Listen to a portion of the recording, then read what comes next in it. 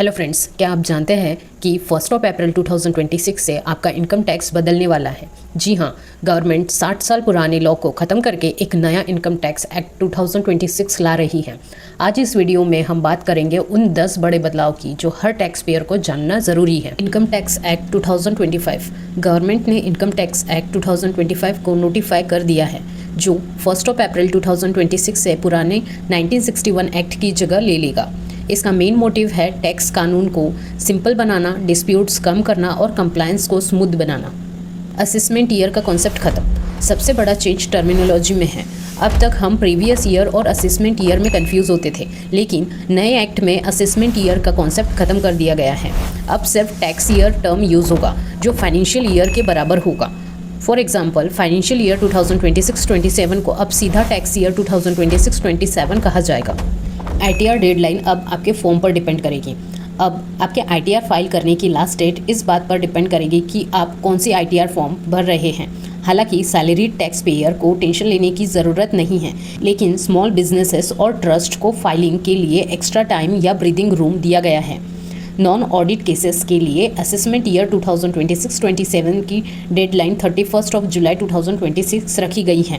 इसे हम एग्जाम्पल के थ्रू समझते हैं। मान लीजिए आप सैलरीड है और ITR 1 फाइल करते हैं, तो आपकी डेडलाइन 31 जुलाई हो सकती है। लेकिन अगर आपका बिजनेस है और आप ITR 3 फाइल करते हैं, तो आपके लिए डेडलाइन अलग हो सकती है, ताकि सब लोग एक साथ पोर्टल पर न आए। रिवाइज रिटर्न, अगर ITR भरते वक्त कोई गलती हो जाए तो आप उसे मार्च तक करेक्ट कर सकते हैं। इसके अलावा ITR-U अपडेटेड रिटर्न के जरिए आप 48 मंथ्स के अंदर अपनी इनकम अपडेट कर सकते हैं या लॉस रिड्यूस कर सकते हैं।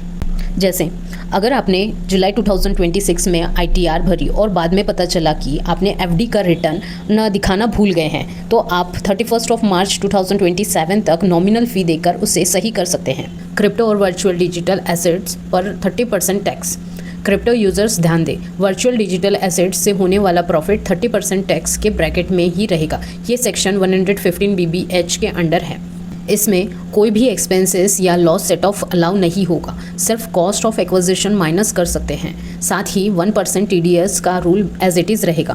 पैन फॉर्म्स, पैन अप्लाई करने के लिए फॉर्म भी बदल गए हैं। इंडियन सिटीजन्स के लिए पुराने फॉर्म नंबर 49A अब फॉर्म नंबर 93 बन गया है, और इंडियन कंपनीज़ के लिए फॉर्म नंबर 94। अलग अलग कैटेगरीज़ के लिए अब स्पेसिफिक फॉर्म्स होंगे ताकि कंप्लायंस आसान हो जाए। फॉर्म 15G और 15H का मर्जर, बैंकों में TDS बचाने के लिए जो फॉर्म 15G और 15H भरे जाते थे, उन्हें अब मर्ज करके एक सिंगल फॉर्म नंबर 121 बना दिया गया है।